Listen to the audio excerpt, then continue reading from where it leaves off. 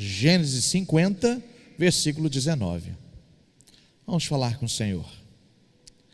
Pai querido, Deus amado, Senhor, fala ao nosso coração, fala à nossa mente, instrui-nos, salva-nos pela Tua palavra, fortalece-nos com a Tua palavra, desafia-nos pela Tua palavra e dá-nos, ó Deus, o Teu norte, dá a Deus a Tua direção, para que nós caminhemos neste mundo, realizando o Teu querer e vontade, vivendo esta vontade e honrando e glorificando o Teu nome. Essa é a nossa oração, feita no nome de Jesus, o Teu Filho amado. Amém. Graças a Deus. Vamos ler juntos? Somente um versículo, Gênesis 50, versículo de número 19. Vamos ler? Diz assim o texto: respondeu-lhes José: não temais, acaso estou eu em lugar de Deus? Respondeu José aos seus irmãos: estou eu no lugar de Deus? Com certeza você já ouviu a seguinte frase: a vingança é um prato que se serve frio. Ai, todo mundo conhece, né? Eu não sei se eu acho bom ou acho ruim, mas acho que é bom, não é? Vingança é um prato que se serve frio ou que se come frio. Qual é a ideia que você tem desse, se é que assim nós podemos dizer, ditado? Que você não tem pressa, dá-nos essa impressão. Não precisa revidar e dar o troco na hora que você foi aviltado, na hora que você foi injuriado, na hora que você foi atacado. Deixa passar, deixa esquecer, e aí sim, quando a pessoa não espera, mas que você alimentou e guardou aquilo no coração, de repente semanas, de repente meses, e infelizmente às vezes anos. Às vezes nós vemos filmes assim, em que alguém trama toda uma vingança contra uma pessoa, e que vai ferindo aquela pessoa ao longo dos anos a fio.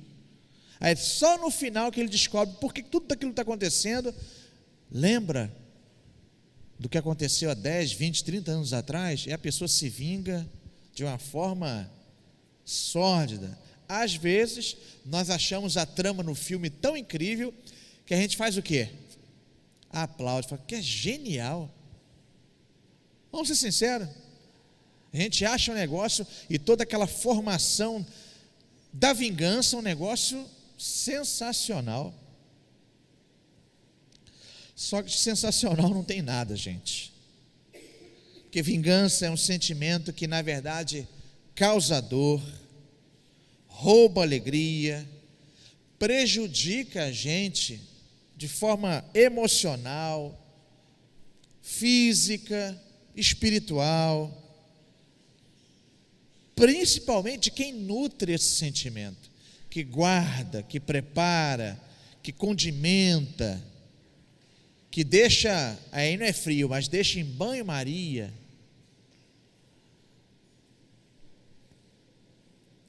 Quem é dominado pelo desejo de retribuir o mal que sofreu, na verdade vive nas trevas. E na verdade essa pessoa ou está ainda com a sua visão assim, meio que nublada, ou ainda não experimentou o poder transformador do amor de Deus.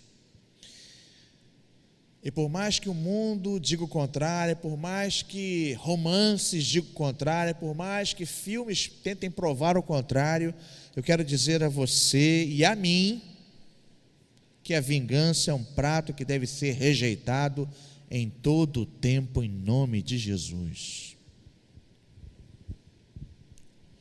É difícil, vou ser sincero. Se nós formos sinceros, porque nós somos do revide, nós somos do dar o troco, nós somos de não deixar barato.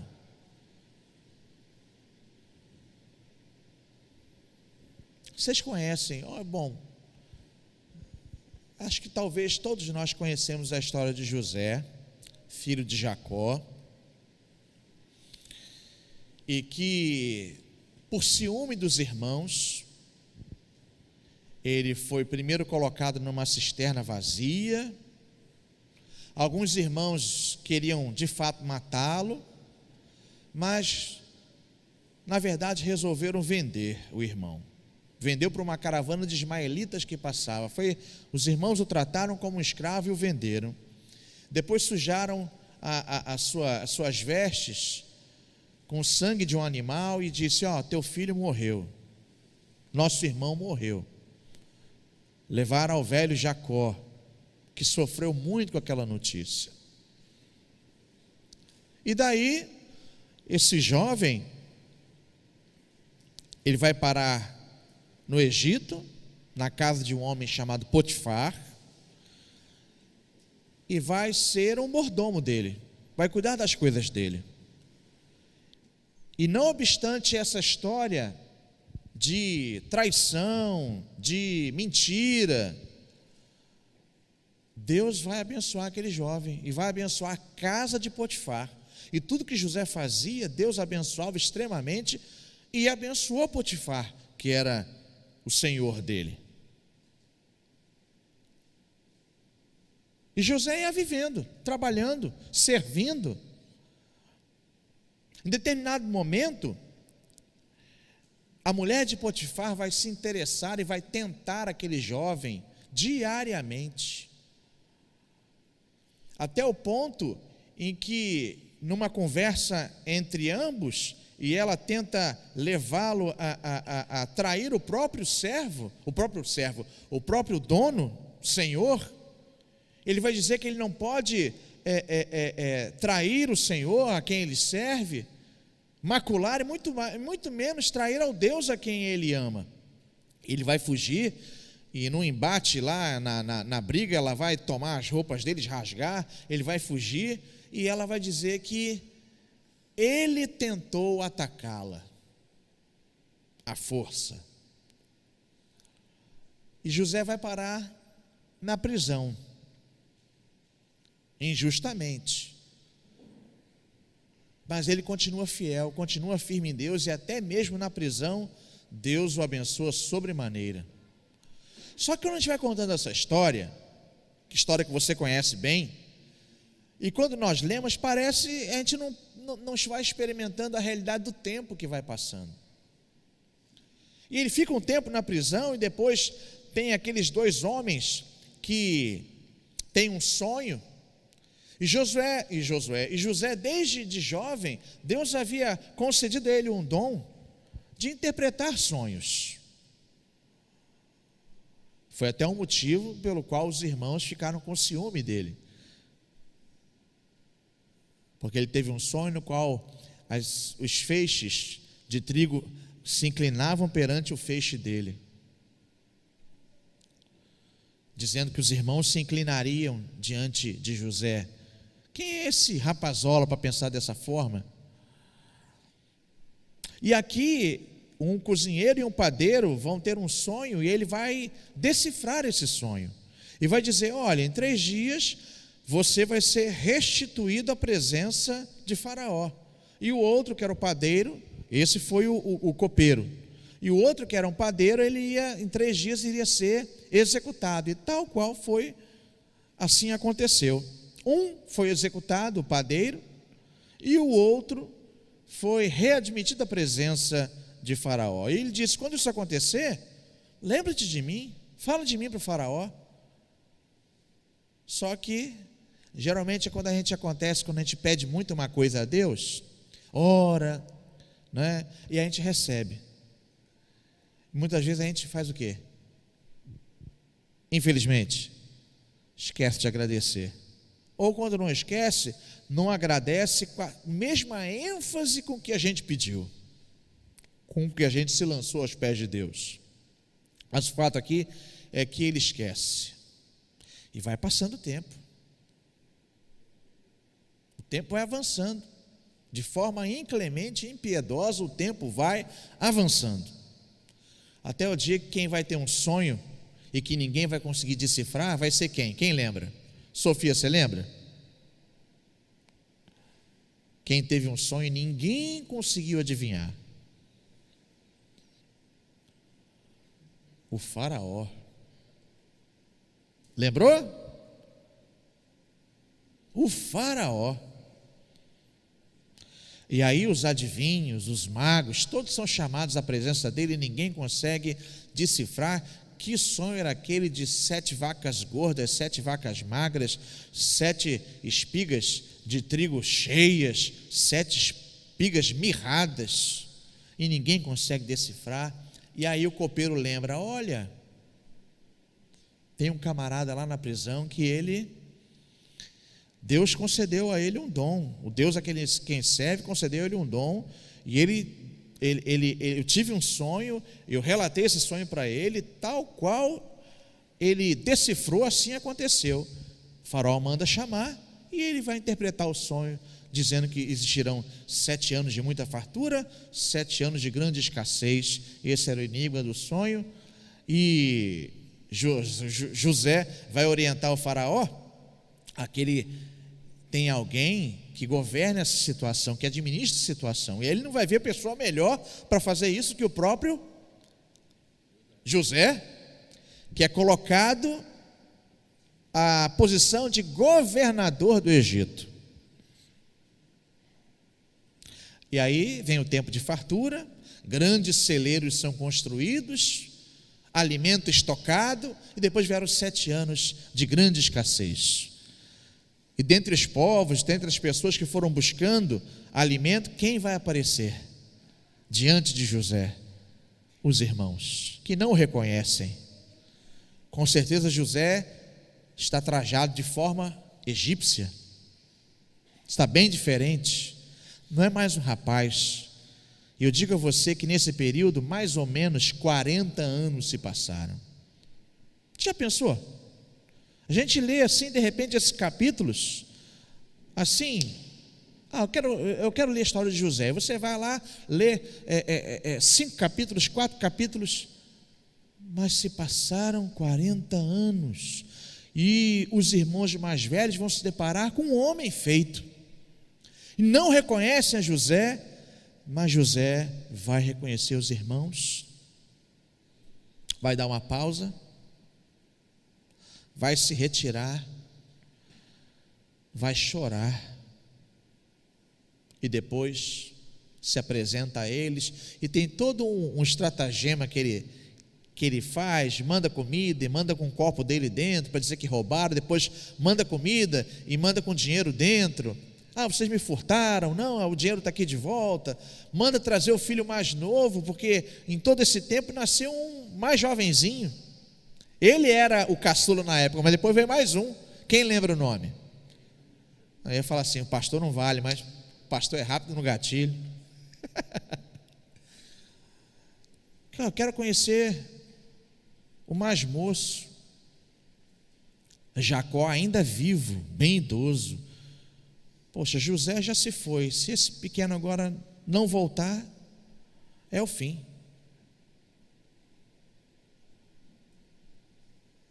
Mas nós conhecemos a história. José se revela aos irmãos, manda trazer Jacó, a família toda vem e é cuidada no Egito. E toda aquela família que no futuro iriam se formar as 12 tribos, foram cuidadas. As 12 futuras tribos de Israel foram cuidadas nesse período, nesse tempo. Só que Jacó morre. E aí os irmãos ficam com medo. E vão dizer agora: papai ainda era vivo? José não pesou a sua mão contra a gente, mas agora que papai é morto, vamos chegar perto dele e vamos falar alguma coisa. Eles vão inventar uma história, porque a história que eles vão dizer, em nenhum momento Jacó havia dito isso. Ele vai chegar perto de José e vai dizer: olha, nosso pai pediu para que você cuidasse da gente, que não nos fizesse mal. E aí José vai chorar mais uma vez. E vai acontecer justamente a cena. Eu vou ler com vocês a partir do verso 17. Nós lemos só o versículo 19. Verso 17. Ou melhor, verso 15. Vamos lá. Vendo os irmãos de José que seu pai já era morto, disseram: é o caso de José nos perseguir e nos retribuir certamente o mal todo que lhe fizemos. Portanto, mandaram dizer a José, mandaram dizer: teu pai ordenou antes da sua morte, dizendo: assim direis a José: perdoa, pois a transgressão de teus irmãos e o seu pecado, porque te fizeram mal. Agora, pois, te rogamos que perdoes a transgressão dos servos do Deus de teu pai. José chorou enquanto lhe falavam. Depois vieram também seus irmãos, prostraram-se diante dele e disseram: eis-nos aqui por teus servos. Os feixes de trigo se curvando diante de um feixe, o sonho lá atrás.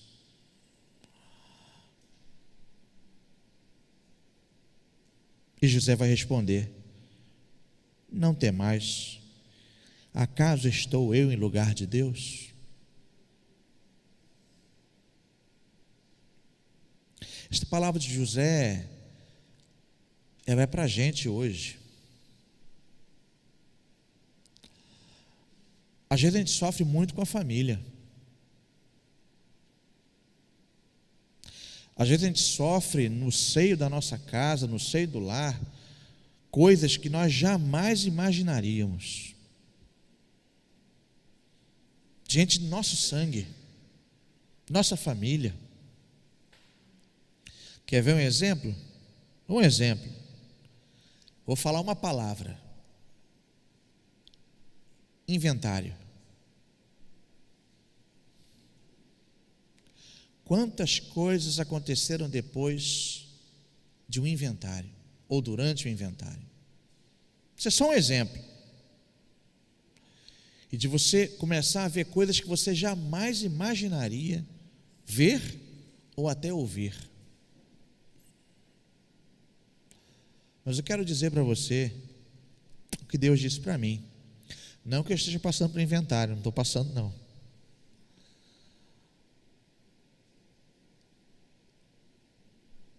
Mas diante de situações semelhantes, seja de gente da família, ou alguém muito amigo, ou até mesmo gente que você não conhece, mas de repente vai tramar o mal contra você de alguma forma, você vai dizer o seguinte: vingança, estou fora. Estou fora.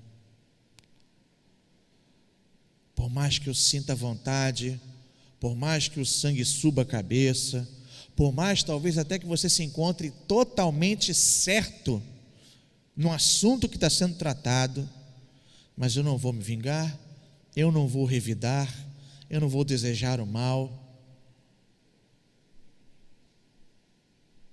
Eu vou fazer como o apóstolo Paulo vai dizer lá em Romanos, no capítulo 12, versículos 19 a 22. Não vos vingueis a vós mesmos, amados, mas dai lugar à ira, porque está escrito: a mim me pertence a vingança, eu é que retribuirei, diz o Senhor. O que nós devemos fazer é, se alguém nos fere, se alguém nos injuria, se alguém é inimigo nosso, vamos dar de comer, vamos dar de beber. Um amigo muito caro, ele foi perseguido por um camarada dentro da igreja. Mas perseguido duramente, injustamente. E aí esse camarada caiu doente, bem doente. E ele é um camarada que não perseguia só ele, mas perseguia muita gente. implicava com todo mundo. Nesse momento em que nem a família conseguia aturar essa figura, alguém precisava ficar com ele à noite e passar as noites. Ele tinha necessidade de que alguém passasse as noites com ele no hospital. E aí ficou aquele negócio na igreja, né? E aí? Aí eu lembro do nosso pastor. Então, e aí? Quem vai? Esse meu amigo foi. E foi uma surpresa quando quem abre a porta do quarto do hospital era uma das pessoas que foram mais injuriadas por esse camarada na igreja. E ele entra: eu vou passar a noite contigo aqui. Eu não sei quem vem amanhã, mas se não vier alguém, eu vou estar à noite com você aqui. O homem caiu em lágrimas. E algo muito bonito aconteceu naquele dia. E daquele dia em diante, aquele homem foi transformado pelo poder de Deus. Não foi transformado durante todo o tempo na igreja, mas foi transformado no leito de enfermidade, por um ato de um irmão que não revidou, que não se vingou, mas que foi acompanhá-lo e foi cuidar dele. É muito difícil, gente. Eu não estou falando isso que isso é fácil de fazer, não, mas é o que o Senhor nos ordena a fazer. É o que o Senhor nos ordena a viver.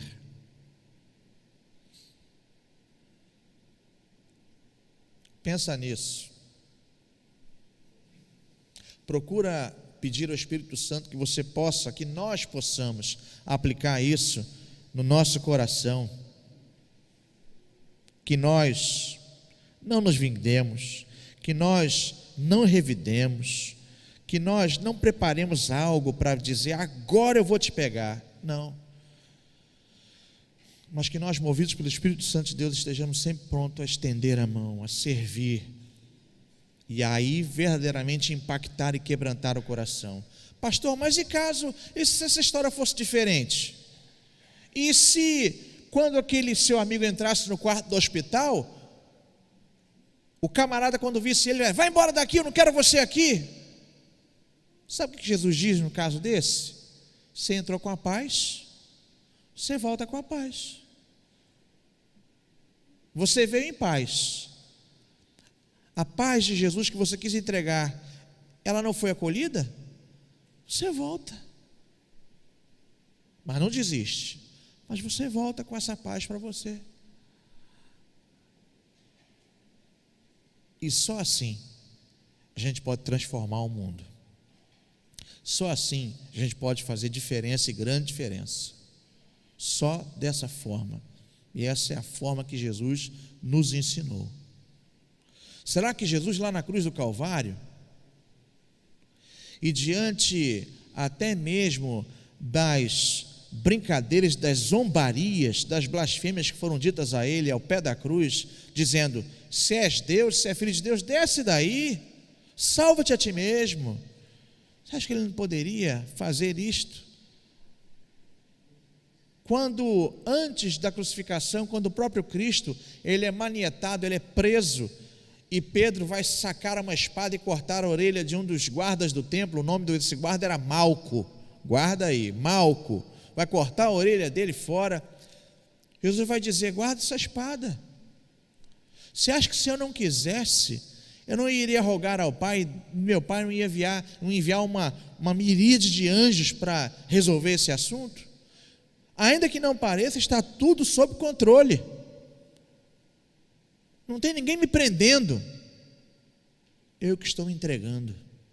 Durante o meu ministério, ninguém colocou a mão em mim. Ninguém. Eu agora estou me entregando. E durante os momentos, às vezes, que nós sofremos esses reveses, lembre-se de uma coisa: se você é filho de Deus, se você é servo do Deus vivo, até o mal que muitas vezes nos é aplicado, em Deus vai servir para algo maior lá na frente. Pode parecer frase feita, mas não é não. Você quer continuar a ler aqui comigo o texto, no versículo 20?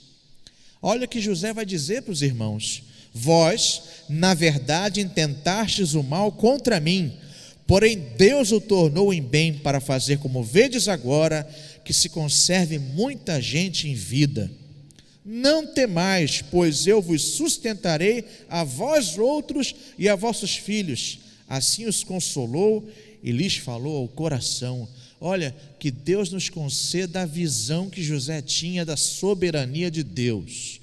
Que o Senhor nos conceda isso a cada dia, a cada momento, principalmente nos momentos de dificuldade, de luta, de revés, principalmente nos momentos que o mal se levanta contra a gente. Ó Deus, nos conceda a visão da tua soberania, porque eu sei que tu és o Deus que torna o mal em bem, e para que muita vida seja conservada. Gostaria de orar por você. E se você está inventando algum momento semelhante, talvez semelhante a esse, talvez seja difícil, mas se você está enfrentando algum momento de grande dificuldade, de tristeza, de amargura, se você está com algum sentimento pesado no seu coração, ainda que seja mesmo de vingança, de revidar, de olha, eu vou fazer, eu vou acontecer, olha, eu estou ainda pensando como é que eu vou reagir, eu quero orar especificamente por você. Curva a sua cabeça. Pai, nós somos apenas pó e cinza. Nós somos frágeis, ainda mesmo tendo nascido de novo, ainda lutamos contra a nossa carne e contra os nossos sentimentos. Mas, Pai, nós queremos andar segundo a proposição do Teu Espírito em nós. Nós queremos lutar, em primeiro lugar, contra a gente mesmo. O primeiro inimigo a ser vencido não é nem o diabo, nem o mundo, mas acho talvez que o maior inimigo seja nós mesmos. Ajuda-nos, ó Deus, a vencer esses sentimentos que nos apartam do Senhor e que caminham na contramão da Tua vontade e da Tua palavra. E o assunto hoje foi nos vingarmos daqueles que nos fazem o mal. Deus, ajuda-nos a não cedermos à vingança, a não cedermos ao revide, mas que pelo Teu Espírito Santo, Senhor, nós caminhemos como Jesus, que foi ultrajado, mas não revidava. Pelo contrário, era firme sim em sua palavra, mas manifestava o Teu amor. Ajuda-nos, ó Deus, porque nós não podemos ser como o mundo, não podemos comprar e viver a proposta do mundo, não podemos, ó Deus, porque nós somos diferentes, porque o Senhor veio e mudou a nossa história, porque o Senhor em Cristo Jesus caminhou até a nossa direção e mudou a nossa trajetória. Então, Deus, nós não queremos mais viver desta forma. É difícil, mas nós não queremos. Ajuda-nos, Senhor. Ajuda-nos, Senhor, a pagar o mal com o bem. Pagar a traição com amor. Enfim, toda gama de maldades, que a nossa resposta e a nossa atitude seja como a de Jesus. Que não haja em nós a desculpa de dizer: ah, pastor, mas Jesus é Jesus. Não, nós estamos sendo reconfigurados pelo Espírito Santo de Deus. E nós queremos, ó Deus, viver segundo a vontade de Deus. Ajuda-nos, limpa-nos.